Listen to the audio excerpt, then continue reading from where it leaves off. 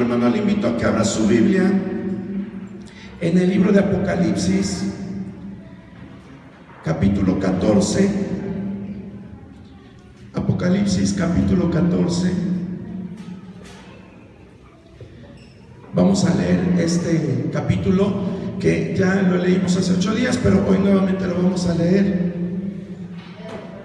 Alternadamente leo el primer verso, usted lee el segundo y nos unimos en el verso 20. Dice así la palabra del Señor, Apocalipsis 14:1. Después miré y he aquí el Cordero estaba en pie sobre el monte de Sión, y con él 144,000 que tenían el nombre de él y el de su Padre escrito en la frente.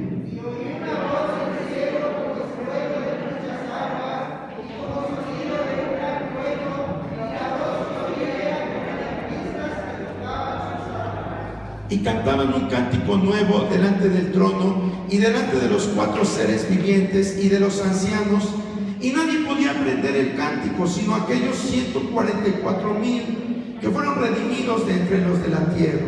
Estos son los que no se contaminaron con mujeres, pues son vírgenes. Estos son los que siguen al Cordero por donde quiera que va. Estos fueron redimidos de entre los hombres como primicias para Dios y para el Cordero.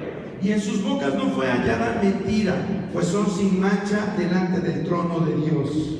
Y volar por el medio del cielo a otro ángel que tenía el evangelio eterno para predicarlo a los moradores de la tierra y a toda nación, tribu, lengua y pueblo, Diciendo a gran voz: temed a Dios y dadle gloria, porque la hora de su juicio ha llegado, y adorad a aquel que hizo el cielo y la tierra, el mar y las fuentes de las aguas.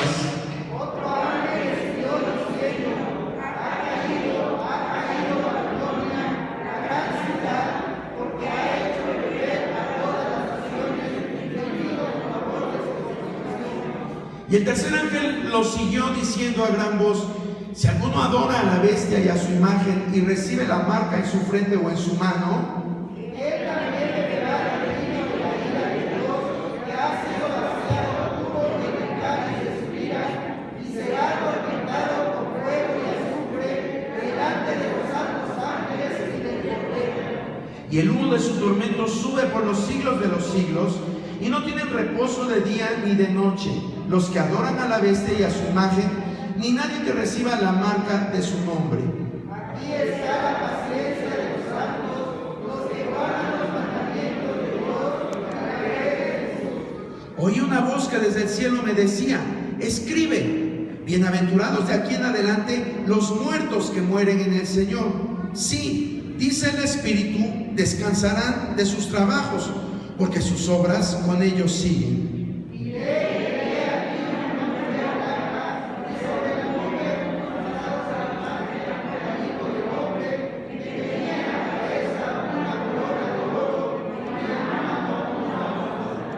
Y del templo salió otro ángel clamando a gran voz al que estaba sentado sobre la nube: mete tu hoz y ciega, porque la hora de cegar ha llegado, pues la mies de la tierra está madura.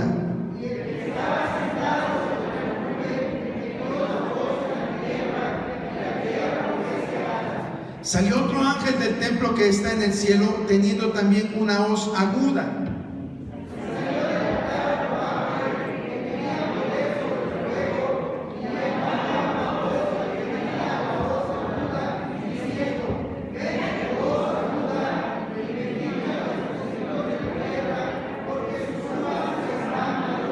Y el ángel arrojó su hoz en la tierra y vendimió la viña de la tierra y echó las uvas en el gran lagar de la ira de Dios, todos juntos, y fue pisado el lagar fuera de la ciudad, y del lagar salió sangre hasta los frenos de los caballos por 1,600 estadios. Puede sentarse, hermano.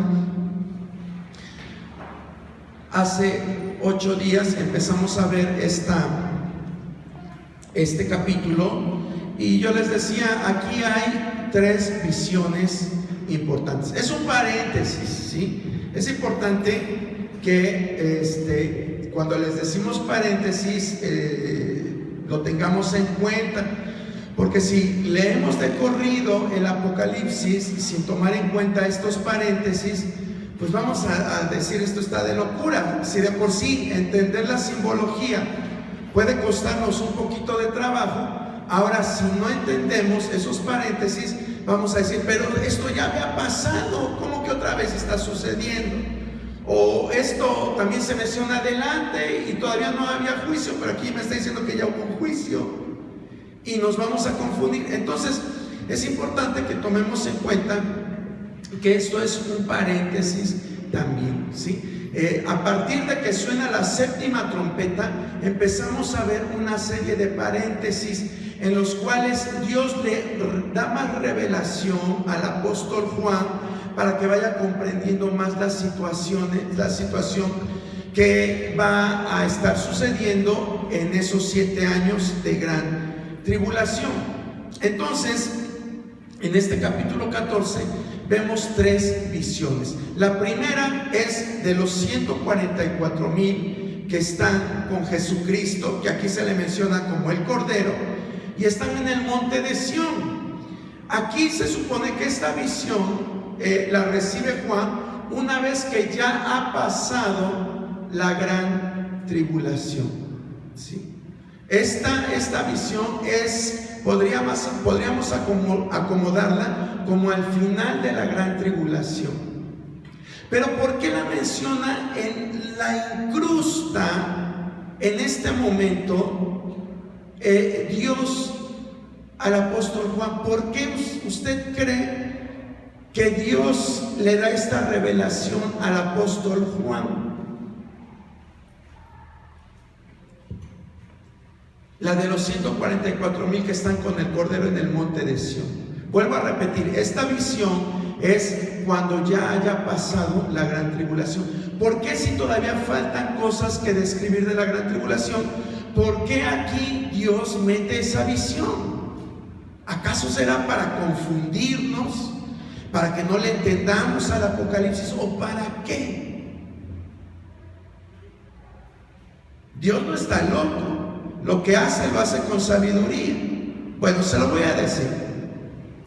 ¿Qué vimos en el capítulo 13? Hablábamos de 2 bestias. Una que dice que subía del mar y otra que subía de la tierra. Estas bestias se describen en el capítulo 13. Y una de las características de las que se habla es que se les dio facultad para pelear contra los santos y vencerlos. Esto, imagínense, cuando nosotros lo leemos, decimos entonces, ¿valdrá la pena seguir a Jesucristo en la gran tribulación? Si voy a ser vencido, si me van a matar. Porque más adelante dice en este capítulo 13 que los que no adoraron a la bestia fueron muertos, ¿sí? Entonces decimos, pues si me voy a morir, si voy a ser vencido, pues mejor me dejo sellar, ¿sí? Ya sea en la frente o en la mano derecha. Pero Dios, que siempre tiene palabras de ánimo, de consuelo, de aliento para nuestras vidas, Él incrusta esta visión en el capítulo 14 para que no digamos, pues no vale la pena seguir a Cristo porque me van a matar, porque al final el mal triunfará. Dios nos deja ver en este capítulo 14 que después de pasar la gran tribulación, los redimidos, representados por estos 144,000, van a estar con Él en el monte de Sión. Van a estar con Él en el monte de Sión. ¿Y qué dice la palabra que van a hacer? Dice que le van a cantar, le van a alabar, un canto que solo ellos conocen. Es decir, a lo mejor humanamente vemos una derrota con la muerte física, pero para Dios y para los creyentes la derrota no es la muerte física. Para los creyentes en Dios no hay derrota. Somos más que vencedores en Cristo Jesús. no hay derrota. Y aquí vemos cómo esos 144,000 están en el monte de Sión con Jesucristo, cantando y adorando a Dios. ¿Valió la pena entonces el sufrimiento durante el tiempo de la gran tribulación? Más adelante hay un pasaje que también alienta a los que van a quedarse a la gran tribulación y que van a creer en ese tiempo. Les alienta. Dice: bienaventurados de aquí en adelante los que son muertos en el Señor, porque sus obras van con ellos, están con ellos. Son palabras de ánimo, y por eso es que Dios mete estas visiones después de decirle a los creyentes: van a sufrir, van a morir, van a ser vencidos por la bestia, pero vean lo que viene después. Entonces, es el regreso a los 144,000, porque esto no se los había dicho. También investigando un poquito más acerca de esto, que siento que a lo mejor no quedó claro el hecho de que dice que dentro de las características que veíamos de estos 144,000 personajes, es que dice que no se contaminaron con mujeres. Y podemos entenderlo de una forma bien práctica y decir: bueno, pues no se casaron porque eran vírgenes. Pero podemos llegar a creer que la palabra de Dios se contradice. Ya habíamos hablado de esto. Hay muchos algunas religiones que dicen: pues nosotros no nos casamos, somos célibes. Hasta se implementó esa palabra de decir el celibato, haciendo referencia a aquellas personas que no se casan por servir a Dios. El matrimonio, unirse un hombre y una mujer, no está reprobado por Dios, ni es contaminarse, hermano. El hecho de que tú te juntes con una mujer y la tomes como tu esposa no significa que es pecado, ni que te estés contaminando, ni significa tampoco que Dios es machista, porque a veces hay personas que piensan que Dios es machista porque seleccionó únicamente a hombres y no a mujeres. Y aparte está diciendo que si se juntan hombre con mujer se contaminan. Dice: no se contaminaron, pero no es esa la interpretación.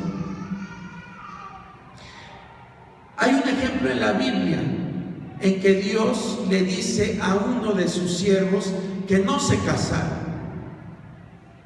y no nos dice que fuera un hombre con don de continencia. ¿Saben a quién me refiero? ¿A quién? ¿A quién? No, bueno, Pablo tenía el don de continencia, ¿sí? Se supone que nunca se casó, aunque hay por ahí algunos que dicen que sí, pero bueno, ese no es el punto ahorita. Hay un siervo a quien Dios le dice específicamente que no se debe de casar. Ve usted lo que dice en Jeremías capítulo 16, verso 1 al 4. Si alguien lo quiere leer, por favor.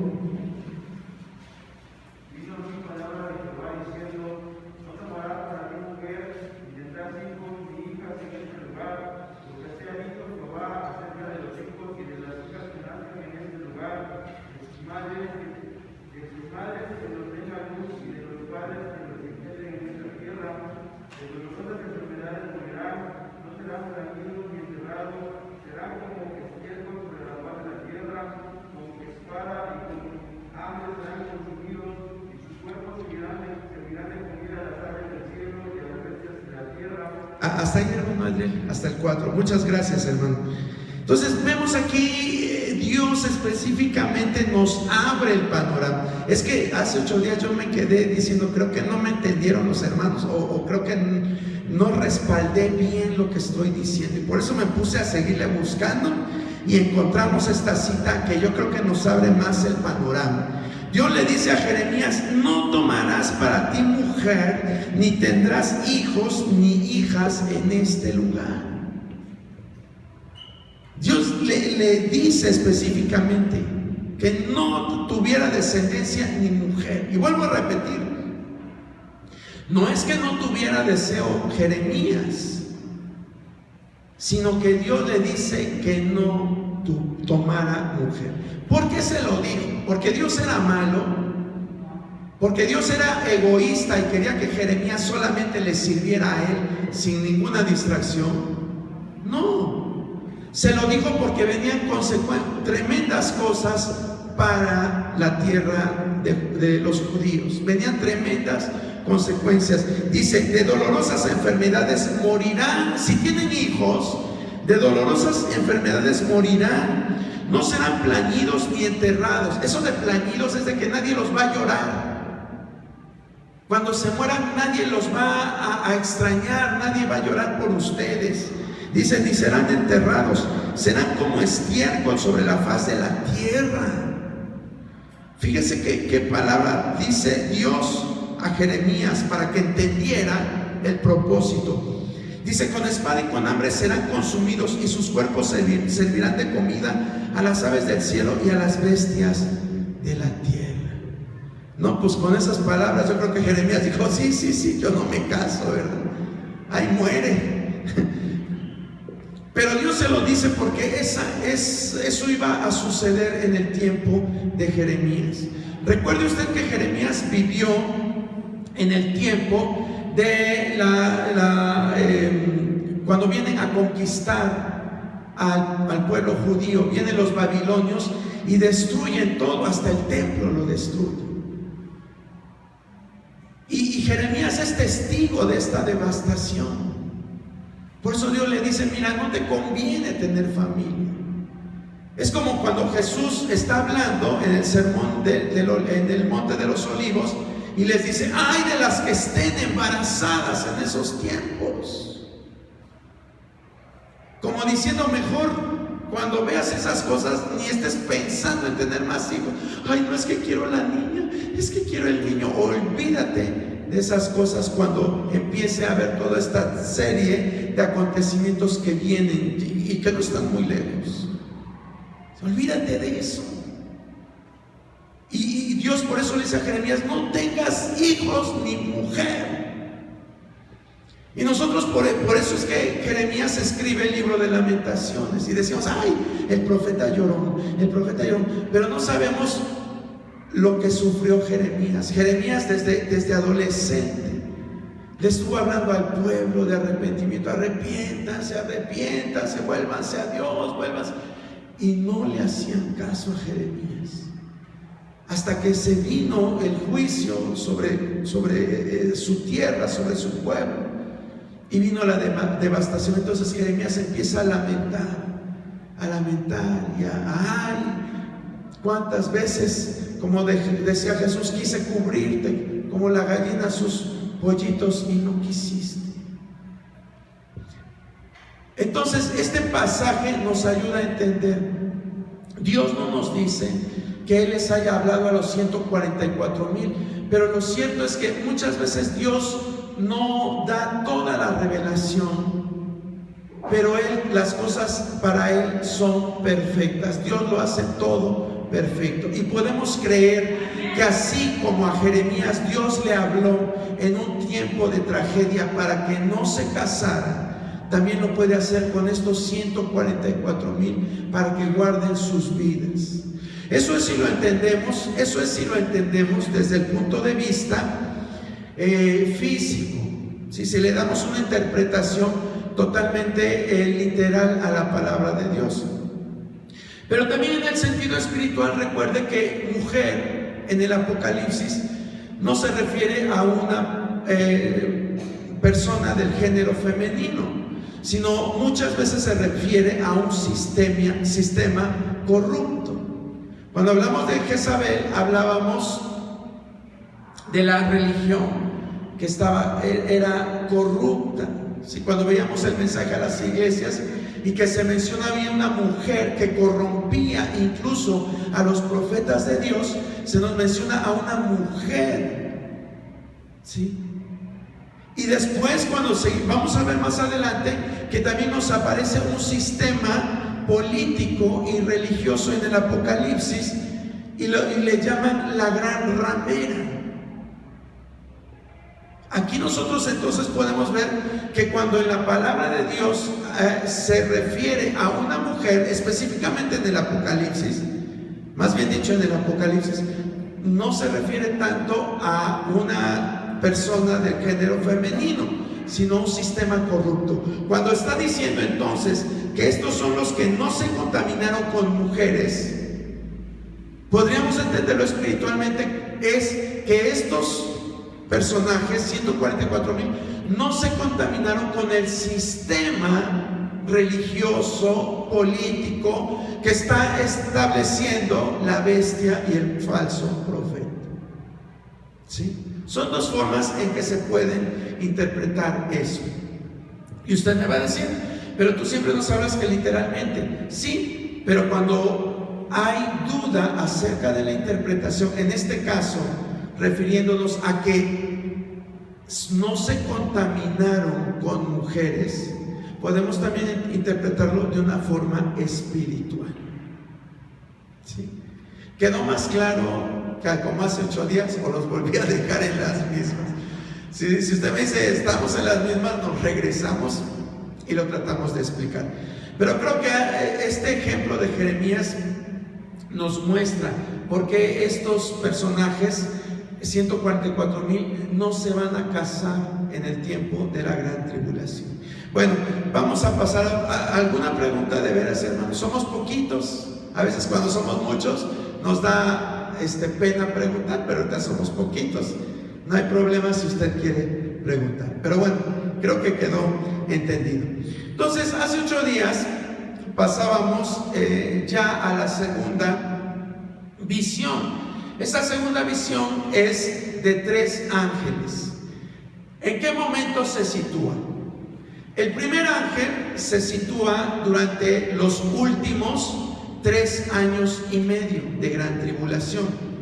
Es un ángel que Dios lo envía a predicar el evangelio.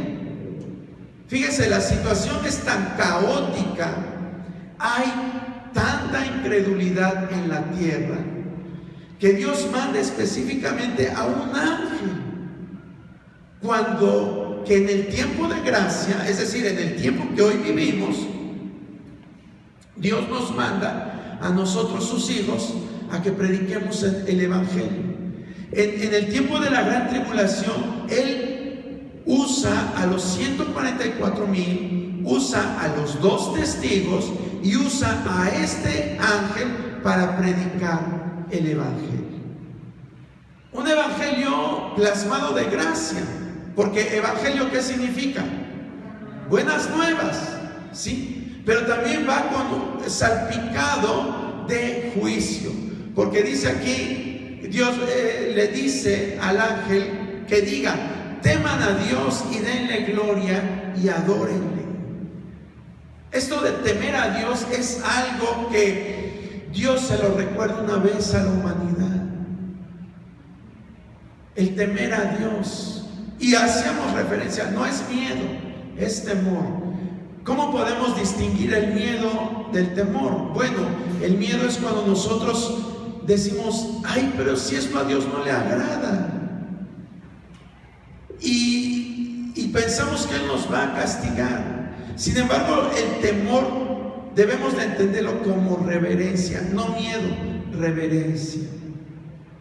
Es decir, yo hago esto porque sé que le agrada a Dios. Porque yo sé que le agrada a Dios. Eso es temor, eso es reverencia. Hoy la iglesia en nuestros días está perdiendo completamente la reverencia a Dios. Ya también lo habíamos hablado hace 8 días, pero hago hincapié en esto, hermano. Dios no es igual a nosotros. Dios en toda su palabra nos habla de obedecerlo, de temerle. Y en el tiempo de esta gran tribulación, Dios vuelve a proclamar esto. Este ángel le dice a todos los pueblos, a todas las tribus, a todas las naciones y a todas las lenguas que teman a Dios. Es decir, tómenlo en serio. Tómenlo en serio. Porque si en nuestro tiempo, en este tiempo de gracia no lo hacemos, en ese tiempo va a ser peor. Y la gente va a estar tan ciega, hermano, la gente va a estar tan ciega que ni aunque el ángel se los diga, lo van a creer. Ni aunque un ángel se los diga, lo van a creer. Así de ciego va a estar el mundo. Esta semana estaba viendo una película que se llama No miren arriba. No sé si a lo mejor usted ya la vio. Está en la plataforma de Netflix. Yo sé que usted va a decir, ay, siempre atacas a Netflix si estás viendo Netflix. Bueno, así como el internet no es malo y debemos de tener cuidado, también las plataformas son buenas. Solo hay que saber escoger el contenido de las plataformas que hay de medios de comunicación o de redes sociales. Esa película no es cristiana, se lo digo, no es cristiana, e incluso usa palabras, groserías, porque no es cristiana, si a eso voy. Pero en medio de toda la parafernalia que podemos decir de esta película, lo que me vino a la mente cuando estaba viendo este programa es la humanidad, que así va a ser en la gran tribulación. Aunque vean que viene un juicio sobre la tierra, no van a creer. No van a creer. Así va a ser esto. No se la recomiendo que la vea, pero si usted gusta verla, puede verla. Vuelvo a repetir, se llama No miren arriba. Y estaba pensando en eso. Así van a ser las autoridades, así va a ser el materialismo en esos días. Porque lo que lleva a la ruina en esta película es el materialismo. El deseo de amar más las cosas materiales que a Dios. El amar más tu casa, tus bienes, tus dispositivos electrónicos, más que tu propia vida. De eso trata esta película. Y bueno, ¿por qué se la menciono? No porque quiera hacer un comercial, pero es la forma en que va a estar pensando la gente en esos días. Aunque vean un ángel, no se van a arrepentir. Vamos a entonces ya ahora sí a lo que hoy nos compete. Creo que ya me tomé mucho tiempo para empezar nuevamente a retomar donde nos quedamos, pero creo que es importante. Dentro de la segunda visión aparece un segundo ángel, un ángel que anuncia la caída de Babilonia. ¿Qué nos dice Apocalipsis 14, verso 8? Si alguien lo puede leer, por favor. Otro ángel escribió diciendo: ha caído Babilonia, la gran ciudad, porque ha hecho beber a todas las naciones del vino del furor de su fornicación. Gracias, hermana Clara. Aquí nos muestra esta visión que aparece otro ángel. Y este ángel nos habla de la caída de una civilización, de una ciudad, que es Babilonia.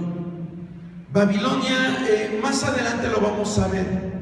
Por eso yo le digo, es importante saber que estamos en un paréntesis, porque la cronología, después de que se cierre el paréntesis, sigue. En este punto de la lectura todavía no se juzga a Babilonia, pero Dios nos permite ver que se va a juzgar para darle esperanza a los que piensan que van a ser vencidos por la bestia. Él les dice: si ustedes aguantan, si ustedes soportan esos momentos en que no van a tener que comer, si ustedes soportan el ver que a sus hijos los maten para que ustedes renieguen de Dios, si ustedes soportan aun que sean mutilados por Dios, esto es lo que va a pasar. Esto es lo que va a pasar. Van a ser vencidos por Satanás, pero vean lo que le espera a él. Y entonces aquí nos dice que uno de estos ángeles anuncia la caída de Babilonia. Babilonia representa a la humanidad en una rebelión organizada o en contra de Dios. Acuérdense que Babilonia proviene de la palabra hebrea Babel. Y sabemos que Babel fue una ciudad que construye un hombre poderoso, pero a la vez despiadado, descendiente de Caín, que se llamaba Nimrod. Y este hombre, Nimrod, es el que empieza a hacer que la humanidad se desvíe de la adoración verdadera a Dios y empieza a hacer adoración de muchos dioses. Él se junta con una mujer que ella se autoproclamaba una diosa y decía que ella había nacido de un huevo que venía del río Éufrates, y que de momento se abre el huevo y nace ella, que esa es la forma en la cual ella fue concebida. Y a partir de entonces Nimrod hace que la humanidad le empiece a rendir culto a esta mujer. Y a raíz de este culto religioso establecido por Nimrod, los egipcios toman ese modelo, los filisteos toman ese modelo, las naciones paganas toman ese modelo de que siempre detrás de un dios masculino está la presencia grandiosa de una diosa. Por eso es que la iglesia romana, al contaminarse de toda esta ideología, toma la figura de María como la mamá de Dios. Ese es el problema.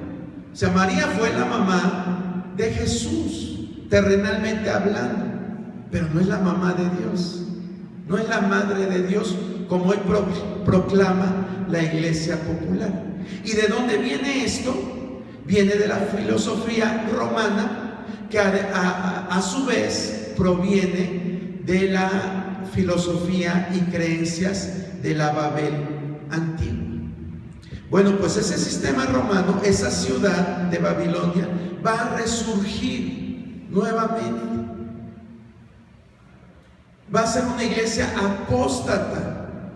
Dice la diapositiva, algunas veces Babilonia se refiere a la ciudad literal, otras al sistema religioso o al sistema político, todas derivadas del malvado carácter de la Babilonia histórica. ¿Sí? La ideología que va a haber es traída por esta doctrina babilónica. Acuérdense que ahí en Babilonia está lleno de demonios. Hoy Babilonia está, o más bien dicho, la región que ocupaba Babilonia en el pasado es lo que hoy conocemos como Irak. Irak está en el territorio de la Babilonia histórica. Y de acuerdo a lo que nos dice la palabra de Dios, ahí se va a hacer nuevamente una nación poderosa. Recordemos que ese lugar es un lugar de riqueza. Cerca hay muchos pozos petroleros. Aunque sabemos que actualmente dicen que el petróleo va a la baja porque están otras formas energéticas, pero sigue siendo el petróleo el recurso natural más poderoso que genera energía hasta nuestros días. Y Irak está en un punto estratégico donde confluyen vías de comunicación para que sea más fácil el ir de un lugar a otro. Confluyen ahí Asia, Europa, África. Y vuelvo a repetir, es un lugar estratégico. La Biblia nos dice que ahí había 4 espíritus demoníacos tremendos. Ya lo vimos en capítulos pasados. Y que ahí van a ser desatados. Es decir, el lugar sigue siendo geográficamente y literalmente, sigue siendo un lugar negativo, influenciado fuertemente por el mal. Pues a ese lugar dice la palabra que Dios va a traer juicio, porque se va a levantar ahí una religión, un sistema político totalmente corrupto. Dice la Biblia, porque ha hecho beber a todas las naciones del vino del furor de su fornicación. Ha hecho beber del vino de furor de su fornicación. Es decir, que la ideología babilónica está imperando hasta hoy en nuestros días. Se lo vuelvo a decir, la iglesia popular, esto de venerar a María no es normal. Aunque ellos lo vean como, ay, pues es que la mamá de Jesús y la que intercede por nosotros, eso no es normal. Ellos lo idearon, no, viene del sistema babilónico, de los principios de la historia de la humanidad. Desde allá nos viene todo eso. Pues todo esto va a ser juzgado. Más adelante lo vamos a ver. Lo vamos a ver, por eso es que aquí le cortamos. Vamos entonces a ver ahora al tercer ángel. Ahí en Apocalipsis 14, 9 al 11, ¿qué nos dice de favor? Si alguien me lo puede leer, por favor.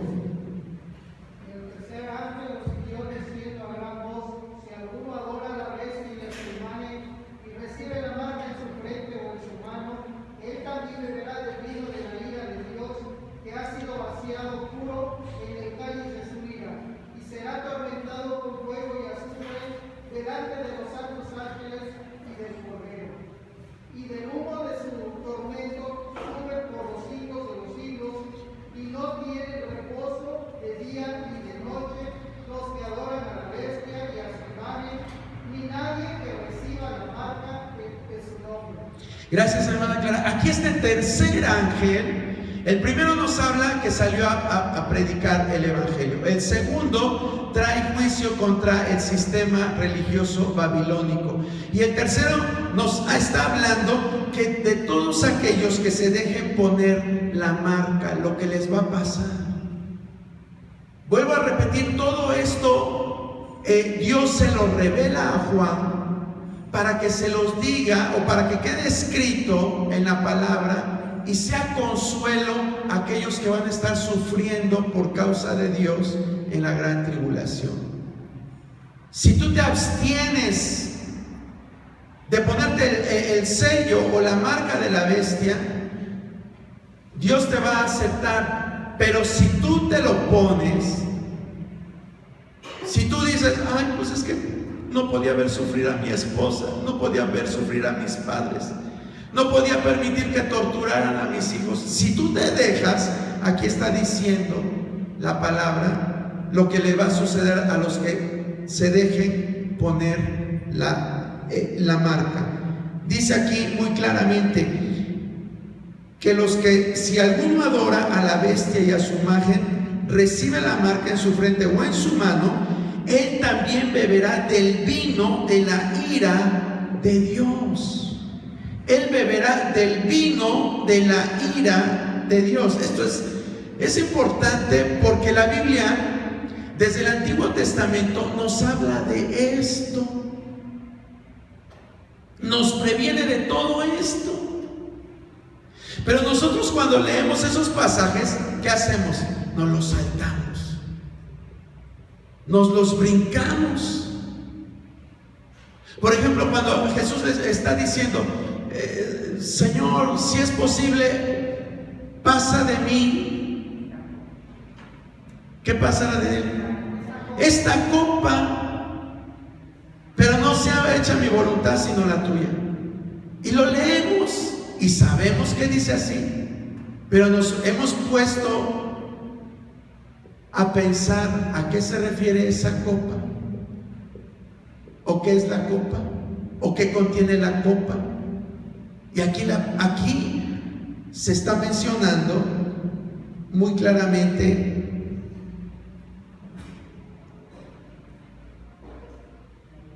se menciona en el 10, dice, y él también beberá del vino de la ira de Dios, que ha sido vaciado puro, ¿en dónde? En el cáliz de su ira. Y usted va a decir, ¿y qué tiene que ver cáliz con copa? Porque es una palabra que traduce lo mismo. Entonces aquí está hablando de la copa de la ira de Dios. La copa de la ira de Dios. Dios tiene la copa de la ira. ¿Qué dice Salmo 75, 8? Y alguien más que me lea Jeremías 25, 15. Porque el cáliz está en la mano de Jehová, y el vino está fermentado, lleno de mistura, y él derrama del mismo hasta el fondo, lo apurará, y lo beberán todos los impíos de la tierra. Gracias, hermano Gabriel. Este pasaje está clarísimo. A ver, hermana Clara, por favor, Jeremías. Porque así me dijo Jehová Dios de Israel, toma de mi mano la copa del vino de este furor y da a beber de él a todas las naciones a las cuales yo te envío. Fíjese que son claros estos pasajes.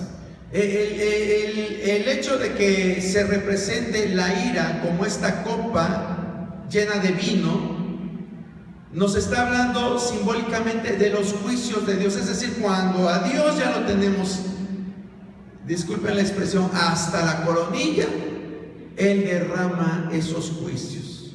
Él ha derramado juicios a lo largo de diferentes tiempos, en diferentes épocas, por diferentes circunstancias, pero lo que le espera a la humanidad es algo incomparable.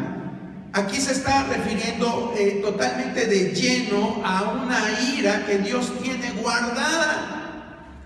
Cuando nosotros le decimos, Dios mío, pero ¿por qué sucede esto?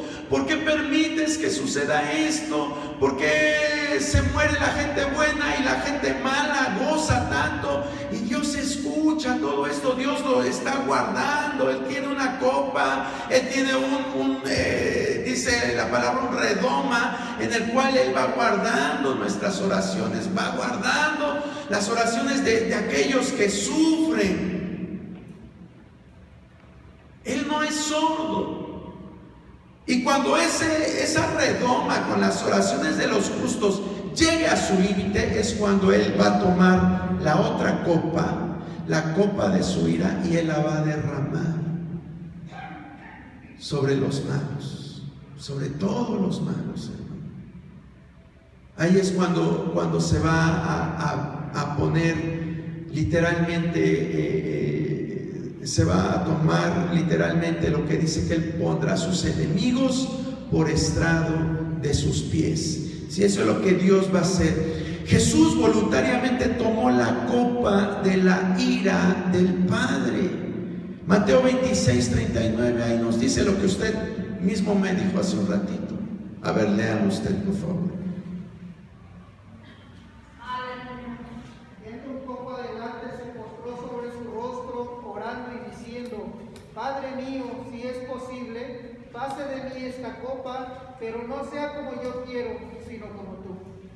Fíjense, ahora ya lo entendemos.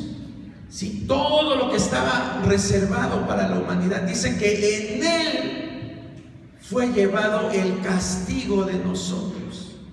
Es decir, todo lo que era para nosotros fue derramado en Jesús. Jesús, haga de cuenta que usted y yo estamos aquí y Jesús se pone adelante de nosotros y Él recibe todo el impacto de la ira de Dios.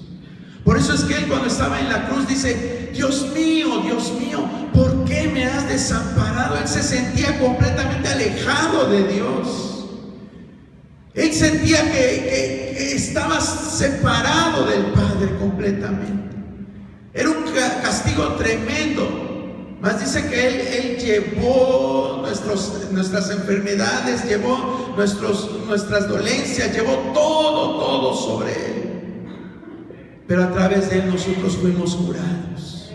Fue una copa que Él decidió tomar, que Él decidió aceptar. Dice: si es posible, pasa de mí esta copa, pero no se haga mi voluntad, sino la tuya. Voluntariamente Jesús la acepta. Pero en el tiempo de la gran tribulación, no es de que si tú quieres o si no quieres, Dios la va a derramar, quieras o no.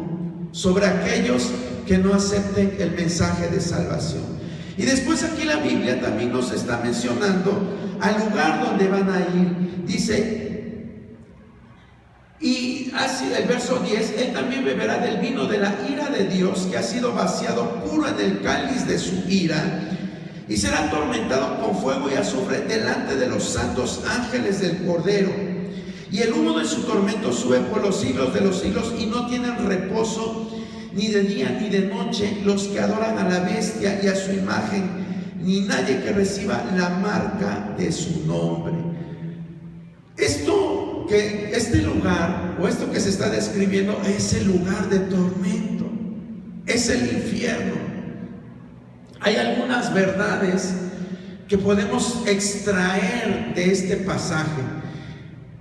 Dice, será atormentado con fuego y azufre delante de los santos ángeles y del Cordero, y el humo de su tormento sube por los siglos de los siglos, y no tienen reposo de día ni de noche. Verdades importantes sobre el infierno y el destino eterno de los condenados. Número 1, será atormentado con fuego y azufre. Esto muestra que el sufrimiento del infierno es un verdadero tormento, el cual es doloroso y repulsivo. Hoy se escucha mucha gente hace referencia al infierno como algo tan trivial. Dice, pues si tú te vas al infierno, yo me voy contigo. O sin en realidad percatarnos de esta realidad. Hoy mucha gente no cree en el infierno. Incluso sectas religiosas dicen, pero si Dios es tan bueno, ¿cómo va a mandar a alguien al infierno? No, el infierno es algo, una fábula, algo que se le ocurrió a los escritores de la Biblia, pero no se le ocurrió a los escritores. Mismo Jesucristo habla del infierno, habla del castigo eterno. Y no es porque Dios sea malo, no es porque Dios sea malo, es porque Dios quiere que todos le conozcamos a Jesús y procedamos al arrepentimiento. Eso es lo que Dios quiere, que valoremos el sacrificio de Jesucristo, nombre sobre todo nombre, en quien está la salvación, y no hay otro nombre debajo de los cielos en quien podamos tener vida eterna. No hay otro nombre. No podemos ser salvos de otra manera, solamente a través de Jesucristo, para librarnos de eso, del tormento eterno. Número 2 dice, delante de los santos ángeles y del Cordero. ¿A qué se refiere esto? Así lo dice la Biblia, pero ¿a qué se refiere? Dios no está ausente del infierno. Óiganme bien, Dios no está ausente de lo que sucede en el infierno. Es incorrecto decir que el infierno estará vacío de la presencia de Dios, pues de lo que estará vacío es de su amor. Solamente la presencia de su justicia y su ira estarán presentes en contra del pecado. Sí. ¿Y por qué decimos esto? Porque dice la palabra de Dios en lo que acabamos de leer, que delante de los santos ángeles y del Cordero estará. No que Dios se esté regocijando a cada momento de ver a la gente sufrir, pero Dios puede estar ahí presente viendo lo que sucede ahí en el infierno. Lo que pasa es que hay autores que dicen el infierno, lo peor del infierno es la ausencia de Dios, de que la presencia de Dios no estará. Sí, como dice aquí el comentario, Dios va a estar, pero no en su amor, sino en su justicia y en su ira. Ahí va a estar Dios, porque Dios es omnipresente. ¿Qué es omnipresente? Que Dios está en todos lados. Dios está en todos lados. Y finalmente dice, el humo de su tormento sube por los siglos de los siglos, y no tiene reposo ni de día ni de noche. Las consecuencias del pecado no solo son en esta vida. Las consecuencias del pecado no son solo en esta vida. Hay personas que les decimos, es que si no cambias tu vida, te vas a ir al infierno. Y esas personas nos responden, pues qué más infierno que vivir con la mujer que tengo, qué más infierno de vivir la situación que estoy viviendo, ya es suficiente con el infierno que estoy pagando. No es así. Si no te arrepientes, si no tomas una decisión en tu vida, si no cambias tu forma de pensar, aunque sí sufras en esta tierra mucho, seguirás sufriendo en la eternidad. Ay, pero ¿por qué Dios es tan malo? No, no es tan malo. Dios nos los está previniendo. Nos está diciendo, si tú aceptas el mal, si tú toleras el mal, si tú adoras lo que no está bien delante de mí, te vas a ir al infierno, aunque estés viviendo un infierno en esta tierra. Te vas a ir al infierno.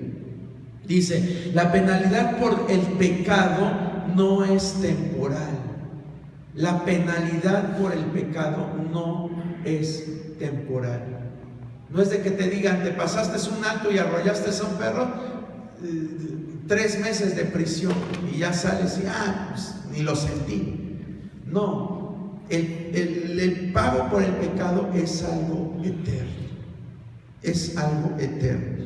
Bueno, dice finalmente, tenemos 7 minutos, la bendición de los santos aún en medio de la gran tribulación, ¿sí? Dentro de esta segunda visión, Dios muestra a 3 ángeles derramando juicio, llevando el evangelio, pero al final de esta segunda visión y de los 3 ángeles hay una bendición para los santos. Y esa bendición está en el verso 12 y 13, si alguien la quiere leer. Aquí está la paciencia de los santos, los que guardan los mandamientos de Dios y la fe de Jesús. Oí una voz que desde el cielo me decía, escribe, bienaventurado de aquí en adelante los muertos que mueren en el Señor. Sí, dice el Espíritu, descansarán de sus trabajos, porque sus obras con ellos siguen. Gracias, hermano Gabriel. Dios, a pesar de que con el mensaje de los ángeles podemos, puede la humanidad en ese tiempo tener esperanza, Dios da esta bienaventuranza.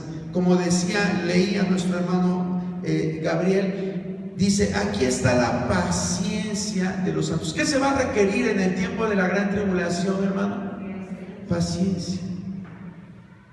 Paciencia. Sí. Porque tú vas a clamar por justicia y nadie te va a hacer caso. Y menos si no te dejaste sellar. Nadie te hará caso. Si tenías una casa de 2 pisos, a lo mejor con los terremotos que va a haber y toda la devastación de los juicios de Dios, te quedas en un jacalito, si bien te va, al intemperie. No vas a tener a dónde correr. Va a ser necesario tener paciencia, paciencia, hasta esperar el tiempo de la venida de Jesucristo o que te mueras. Así de crudo se oye esto, pero así va a ser. Así de crudo va a ser la realidad en ese tiempo. Y tú vas a orar, Dios mío, Padre. ¿Cómo oramos cuando nos duele algo? Señor, Dios, y hasta si en verdad Dios toca tu espíritu, hasta te pones a ayunar, con tal de que Dios te oiga. No es la regla, ¿verdad? Es la excepción. Pero bueno, pensando en que ya no ves lo duro sino lo tupido, te pones a clamar, pero vas a ver que como que Dios no te escucha. Vas a decir, Señor, que ya ven, Señor. Señor, haz algo, quítame esta situación que estoy viviendo, Señor. Tengo mucha hambre y aunque tengo aquí unos ahorritos, no me quieren vender nada, Dios. Y como que Dios no te oye. Por eso dice, dice aquí claramente, aquí está la paciencia de los santos, los que guardan los mandamientos de Dios y la fe de Jesús. Los que guardan los mandamientos y la fe. Ahí sí vas a tener que tener fe, hermano. Si nos quedamos, vamos a tener que vivir por fe, realmente. Si te hieren, si te lastiman, voy al médico y llegas a la clínica y quiero entrar, miren que me estoy desangrando. ¿Tienes la marca?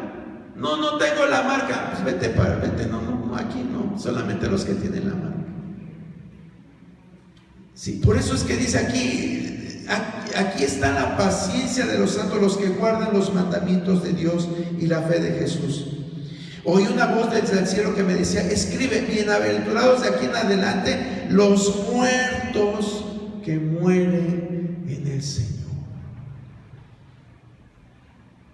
Usamos estos pasajes para cuando se nos muere algún hermano, ¿verdad? Y bueno, pues sí son bienaventurados porque descansan, pero en realidad Dios da esta bienaventuranza para los que van a morir en el tiempo de la gran tribulación, creyendo en Jesús. Bienaventurados, es decir, sufriste mucho, pero vas a recibir bendición. Por eso dice, sí, dice el Espíritu, descansarán de sus trabajos, descansarán de todo lo que van a vivir. Dice, porque sus obras con ellos sí. Sí, porque sus obras con ellos sí. Qué importantes son las obras, no para salvación. Ya una vez les decía, las obras no nos salvan, pero son importantes para las recompensas. Si tú y yo llevamos una vida estéril en esta tierra, hermano, no esperemos también grandes cosas de parte de Dios. Dice que los que lleguemos ante la presencia de Dios, dice que nuestras obras van a ser pasadas por fuego. Y si tus obras fueron de oro, de plata, de piedras preciosas, qué bueno. Pero si tus obras son de madera, de hojarasca y de heno, van a ser quemadas. Y entonces tú vas a decir, ¿y ahora con qué me quedo, Señor? Y dice que tú vas a ser salvo, pero como si pasaras por fuego. Realmente esta expresión, aunque se le ha buscado muchas interpretaciones, pero en realidad solamente en la mente de Dios está concebido plenamente a lo que se refiere. Pero si no le alardeamos tanto de sabiduría, podemos pensar que si tú eres pasado por fuego, pues como que no va a ser algo muy grato, ¿o sí? ¿Qué pasa cuando nada más ponemos nuestro dedito en la llama? Cuando enciendes un cerillo y ahí lo tienes y ya te está llegando la flamita chiquita ahí a la yema de tus deditos. ¿Qué sientes? Ardor.